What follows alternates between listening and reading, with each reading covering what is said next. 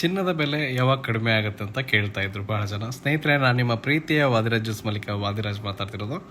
ಚಿನ್ನದ ಬೆಲೆ ಕಡಿಮೆ ಆಗಲಿ ನಾನು ತೊಗೊಳ್ತೀವಣ ಅಂತ ಹೇಳಿದರು. ಅಂಥವ್ರಿಗೊಂದು ಶುಭ ಸುದ್ದಿ ಏನಪ್ಪ ಅಂದರೆ, ಚಿನ್ನದ ಬೆಲೆ ಆಲ್ರೆಡಿ ಕಡಿಮೆ ಆಗಿದೆ, ಮತ್ತೆ ಕಾಯಬೇಡಿ. ಸೊ ತೊಗೊಳ್ಳೋದಿದ್ದರೆ ಬೆಸ್ಟ್ ಟೈಮ್ ಅಂತ ಅಂದ್ಕೊಳ್ಳಿ. 916 ಬಂಗಾರ ನಿಮಗೆ 1,10,000ರಿಂದ 1,11,000 ರೂಪಾಯಿವರೆಗೂ ಇರುತ್ತೆ ಇವತ್ತಿನ ರೇಟಿಗೆ. 85 KD ಬಂದುಬಿಟ್ಟು 1,01,000ರಿಂದ 1,02,000 ಇದೆ. 75 ಅಂದರೆ 18 ಕ್ಯಾರೆಟ್ ಬೇಕಾದರೆ ನಿಮಗೆ ಒಂದು 90,000 ರೂಪಾಯಿವರೆಗೂ ಬೀಳುತ್ತೆ.